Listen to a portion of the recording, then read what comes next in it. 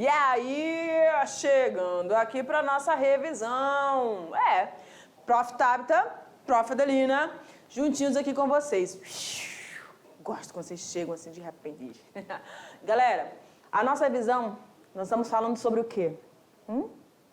Sobre processos de especiação, exatamente. Joga lá na tela, olha lá. Especiação. Prof, o que é mesmo especiação? É quando você vai ter uma população natural e nessa população natural você vai ter indivíduos que têm capacidade de intercruzar-se entre si, né? Tem potencial, ou eles vão conseguir ou eles vão ter potencial, mas eles não vão conseguir mais. Por quê, professora? Porque pode acontecer um isolamento reprodutivo. Há uma incompatibilidade reprodutiva que vai impedi-los de ter descendentes. E se caso acontecer o intercruzamento, esses indivíduos vão nascer vão ser híbridos. Então, quando não há mais essa compatibilidade, quando há esse isolamento reprodutivo, a gente diz que chegou à formação de uma nova espécie. Beleza? Então, a gente tem 4 tipos de especiação. Quais, prof? Então, aí, ó, alopátrica, parapátrica, peripátrica e simpátrica. Vamos lá, voltando a cada uma delas. Na especiação alopátrica, eu tenho a separação geográfica, tá? Eu tenho a formação de populações em locais diferentes e que agora essas populações diferentes vão estar se adaptando ao ambiente em que eles estão ali inseridos. Na especiação parapátrica, eu não tenho barreiras físicas de separação entre uma população e outra. Porém, o que eu vou ter? Eu vou ter eles migrando para lugares ou naquela mesma área, uma área grande, onde você pode ter ecossistemas diferentes e esses ecossistemas vão estar agora com esses representantes dessas espécies, desses indivíduos dessa espécie que vão se adaptar àquele ciclo de vida, né, em cada um desses ecossistemas. Então, com o passar do tempo, a adaptação deles a esses ambientes vão torná-los distintos dos demais. Mesmo não tendo barreira física na parapátrica, eles são incompatíveis reprodutivamente. Aí eles se isolam, tá? Por uma questão ali agora, além deles, né? Não tem barreira, eles conseguem se locomover, mas eles estão distantes o suficiente para que essa diferença adaptativa ao ambiente faça com que eles se tornem distintos, novas espécies. E aí a gente tem a especiação peripátrica. Essa especiação ela pode tanto acontecer na alopatria quanto na parapátrica. Alopátrica quanto parapátrica. O que é? Quando eu tenho essa separação ou física ou de distanciamento, mas essas populações agora, elas vão estar separadas num tamanho diferente. E aqui nessa peripátrica, que é um evento mais raro, mas acontece, o fluxo gênico é interrompido, podendo acontecer o efeito fundador a partir do efeito gargalo, onde a população agora tão reduzida, que tinha o mesmo fluxo gênico, tem o mesmo pool gênico daquela população de onde ele derivou, vai ter que se virar nos 30 para poder manter aquela população agora tão pequenininha. Então a variabilidade ao longo do tempo vai ficar muito reduzida, tá? Então vai acontecer genes deletérios que vão agir aí para poder manter essa população. E na simpátrica, o que a gente tem? Esses organismos vão estar nesse ambiente disponível com recursos daquele ambiente, mas eles vão ter distinção na opção desses recursos. E isso também pode servir para isolá-los uns dos outros e fazer com que esses organismos agora se tornem espécies distintas. Tá bom, galera? Então, olha aqui para mim. Essas foram as 4 formas de especiação que nós vimos nessa aula. E agora eu te dou um tempinho rápido para você estar aí fazendo as atividades e eu já retorno com você. Beijinho. Tchau, tchau.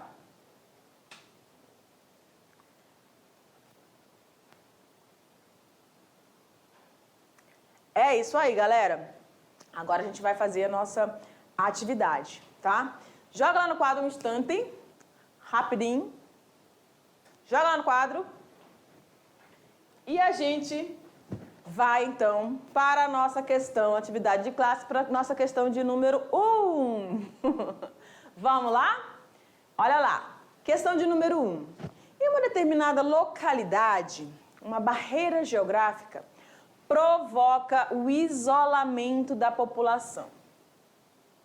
Provoca o isolamento da população. O que foi que provocou isso, professora? A barreira geográfica, uma barreira física ali. As populações agora isoladas, assim, permanecem por muito tempo. Quanto tempo? Milhares de anos, tornando-se morfologicamente distintas. Que tipo de especiação pode ter ocorrido? Se essas mesmas voltarem, essas mesmas populações agora se juntarem novamente e entrarem em contato, devido ao desaparecimento dessa barreira geográfica, o que poderá indicar que ocorreu o processo de especiação? Aí eu venho para cá. Vamos para mim? O que aconteceu aqui? Se existe uma barreira física separando uma população natural agora, você teve essa divisão. Eles estão separados fisicamente. Então, cada um vai ter que se adaptar àquele distanciamento geográfico, àquela separação. Os fatores que estão agindo aqui vão ser diferentes dos fatores que estão agindo aqui. Quando a gente tem essa separação, esse processo de formação de uma nova espécie por barreiras geográficas, nós dizemos que temos um processo de especiação, o quê? Alopátrica. Como é que eu vou saber que, de fato, eu estou ali diante de um processo de especiação? Que é o que a questão está perguntando. Quando você, mesmo que essas populações agora voltem, lembra o exemplo da mosquinha, né? Mesmo que elas voltem a interagir, elas são incompatíveis, não tem mais. Sabe aquele negócio lá que não tem mais afinidade, não rola mais? A pessoa quer fazer um flashback, não tem mais, não rola mais, tá? Não dá. A Dalina sabe, né, Dalina? Não dá mais, meu querido, não tem como mais, sabe? A gente está muito distante, os pensamentos, as ideias estão diferentes. Gente, é só uma ilustração, tá bom? Mas vai acontecer, eles vão se tornar incompatíveis e reprodutivamente. E aí, então, você está diante de uma especiação do tipo alopátrico. Olha lá a nossa questão para ver se você conseguiu transformar isso, né, mais ou menos nesse sentido, né? Então, aí, ó, especiação alopátrica, processo de especiação é evidenciado pelo isolamento reprodutivo, fenômeno que vai interromper o fluxo gênico entre as populações. Eles não vão conseguir mais trocar gametas. E aí a gente lembrou na aula que mesmo que aconteça cópulas, tá? Porque a barreira não existe mais, mesmo que aconteça, eles não vão ter indivíduos férteis, vão ter híbridos, indivíduos estéreis, que não vão dar continuidade àquela espécie, tá bom? Questão de número 2. Você vai observar a figura. Qual, prof? Olha as mosquinhas de novo na parada. O que a gente tem aqui, prof? A gente tem uma população de mosquinhas. E essa população de mosquinhas, elas foram separadas. Aí eu vou colocar aqui, ó, A e B. Só que nessa separação, elas estão recebendo alimentos diferentes. Uma à base de maltose e outra à base de amido. Ok. Que é a principal reserva dos vegetais, o amido, né? E aí, se essas populações voltarem a interagir, elas vão procurar para a reprodução as suas parceirinhas. Os machos vão copular com as suas representantes. Ou seja, naturalmente eles vão procurar os seus parceiros que compartilham as mesmas características, eles vão ter afinidades, não estão isolados reprodutivamente. Então eles vão conseguir copular, deixando descendentes férteis. No caso, se ele tentar copular com um indivíduo daquela população que ele estava separada, não vai acontecer a mesma situação. Ele não tem compatibilidade. Professora, mas essa compatibilidade em relação a quê?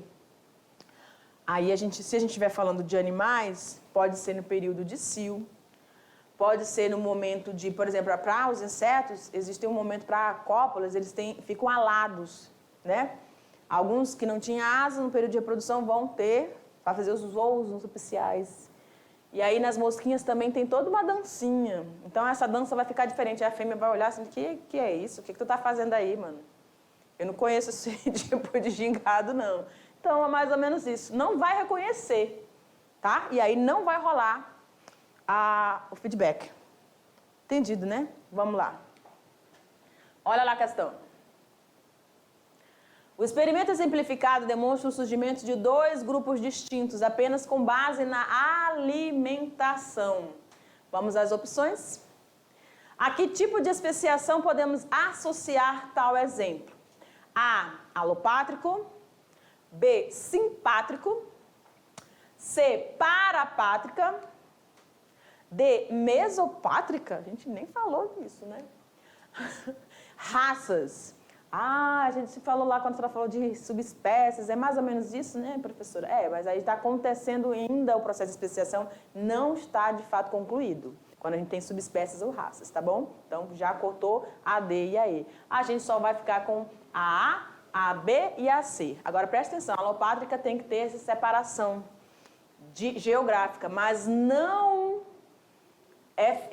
na alopátrica é física, ali não está não, só em relação à alimentação. Então, quando a gente tem essa separação, essa adaptação restrita a um tipo de população, mas eles vivem no mesmo ambiente, a gente diz que a gente tem uma especiação do tipo simpátrica, tá bom? Tranquilinho? Podemos prosseguir? Vamos lá para a questão de número 3. O nome efeito gargalo origina-se do fato de que apenas parte da população resiste a uma determinada pressão do meio. Seria como uma garrafa cheia de bolinhas em que apenas algumas passam pelo gargalo e outras não. Lembra daquelas quando a gente vai falar no bingo, né? Nem sei. Que tem sorteios aí que eles colocam aquele aparelho lá, sei lá nem o nome daquilo, aí eles apertam lá globo. O lobo tá falando que é o globo. Aí o que você tem? Vai girando as bolinhas lá, daqui a pouco você... Pum! Aí uma bolinha cai... Não cai tudo de uma vez, é uma por vez. Aí você vai vendo a numeração. O efeito gargalo faz isso. Ele vai afunilando a quantidade de genes, dos fluxos de genes que vão acontecer naquela população, porque agora elas estão em número reduzido. Não tem mais espaço, não tem mais como esses genes todos se manifestarem. Então, naturalmente, vai acontecer esse evento. E aí a população que ficar, permanecer, resistir a todas as pressões vai ser chamada de o efeito fundador. É a população fundadora. Então, aquela estrutura genética dessa população agora vai estar ali. Aí a gente chama lá de deriva genética. Por quê? Porque foi resultado dessa separação em número menor dessa população original. Pegou? Vamos lá? Olha lá. Então, olha aqui, o que é o efeito gargalo, então? O efeito gargalo ocorre quando as mudanças acontecem no ambiente de modo a reduzir acentuadamente o tamanho dessa população. E aí, aqui eu quero destacar uma coisa, olha aqui para mim. Vai acontecer esse efeito gargalo? Vai, no tipo de a especiação chamada peripátrico, né? Houve essa separação, agora a população está grande, a outra população bem pequenininha. A formação das ilhas. Só que agora essa população vai sofrer vários intempéries, várias situações ali que vão estar influenciando. Tem seleção natural? Tem. Tem adaptação? Tem. Então tudo isso está acontecendo. Mas o fluxo gênico agora precisa ser controlado. E este chamado efeito gargalo que vai controlar isso. O que vai acontecer ao longo do tempo? Ela vai ficar mais homogênea, só que isso não é muito bom. Por quê? Vai reduzir a variabilidade genética. Vem para mim. Bem devagarzinho. Aí.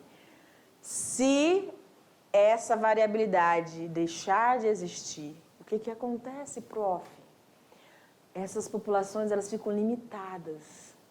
Ou seja, há uma mudança radical no ambiente, uma pressão, pode ser uma pressão antrópica, ou seja, a população vai receber influência agora humana, de caça, sei lá, a gente pode pensar em qualquer outro animal aí, que o ser humano, o animal, vai caçar, vamos dizer assim. E aí, ou uma mudança no clima, ou uma mudança, uma contaminação no solo, não sei, alguém foi fazer uma visita lá, contaminou e a ilha toda ficou contaminada, não sei, galera, vai acontecer aí. Mas, devido a essa redução dessa variabilidade genética, esses organismos agora estão mais limitados. Os alelos deles, né, ou mesmo que aconteçam eventos mutacionais, também vai acontecer, vai continuar acontecendo, mas os alelos que estavam naquela população original, maior, elas iriam agir agora nesse momento, beneficiar essas espécies, mas elas não estão mais aqui. Elas foram deletadas. E aí vai dar ruim, né? Essa população ela pode vir a desaparecer.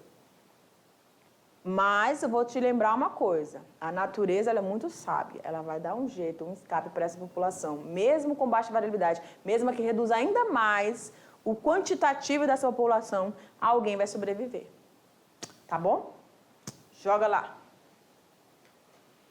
Questãozinha para a gente estar encerrando. Vamos embora.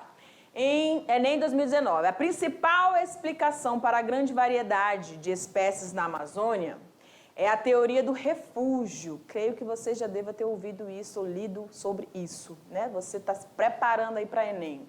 Então, olha o que diz essa teoria do refúgio. Nos últimos 100 mil anos, o planeta sofreu vários períodos de glaciação, em que florestas enfrentaram fases de seca. Dessa forma, as matas expandiram-se e depois reduziram-se. Isso não foi uma ou duas vezes. Durante esses 100 mil anos, vários eventos desses aconteceram. Nos períodos de seca prolongados, cada núcleo de floresta ficava isolado um do outro. Olha a palavra isolamento surgindo aí para você tentar compreender o que a gente está querendo, tá? Ao longo do tempo, tinha glaciação, veio a seca, a vegetação reduziu, aí depois aumentou, depois reduziu, depois aumentou. Houve períodos de quê, professor? Isolamento um dos outros. Em cada conjunto desses, cada núcleo desses de mata, tinha um grupo de espécies vivendo ali. E elas tiveram que se adaptar a essas mudanças bruscas, tá bom? Então, olha só, os grupos de animais dessas áreas isoladas passaram por processos de diferenciação genética, muitas vezes transformando espécies ou subespécies diferentes das originais e das que ficaram nos outros refúgios. Prof, o que a questão quer? Vamos lá, joga para lá, pode continuar lá. O processo evolutivo relacionado ao texto. O processo evolutivo relacionado ao texto é a anagênese, coevolução, evolução alopátrica, evolução simpátrica ou convergência adaptativa. Agora me joga aqui no cantinho, não tem problema não. Vamos embora. Aqui. Deixa eu ir mais para cá um pouquinho para não ficar em cima dela. Então aqui a gente tem a anagênese. O que é a anagênese mesmo? É quando eu tenho um processo evolutivo, mecanismo de evolução gradativo, progressivo, de uma espécie origina a outra. Mas a questão está falando dos refúgios, formações de núcleos entre a floresta e dos eventos que aconteceram entre o período de glaciação e seca. Isolamento. Então, descarta aí. Coevolução. Quando duas espécies, elas coevoluem. Pode ser um beija-flor com um determinado tipo de flor, que produz um determinado tipo de néctar. Pode ser um besouro adaptado agora, ou então uma flor que tem estruturas que assemelhem-se ao besouro que a visita para se alimentar, mas acaba ajudando na polinização, enfim. Tá? Então, eles vão coevoluir, eles vão evoluindo junto para se tornarem adaptados para conseguir um e o outro se manter. No caso da flor, reprodutivamente, e o outro na questão da alimentação. Perfeito? Aí aqui, evolução alopátrica. Pula ela, prof. Pulei. Simpátrica. Evolução simpátrica. O que é? Quando eu tenho esses organismos nesse ambiente e eu vou ter, então, esses indivíduos agora com alguma restrição, seja ela alimentação ou não. E a convergência a gente já viu que é aquela que vai fazer com que eles se tornem mais adaptados. Então, quando eu falo de diferença, separação geográfica, eu só posso ter a evolução alopátrica, que é a letra C, de conscientes. Olha aqui para mim. E aqui a gente conclui mais uma aula, queridos, falando sobre todas essas 4 formas de especiação, e eu espero que você tenha conseguido captar a mensagem e eu te aguardo. Um beijo no coração. Tchau!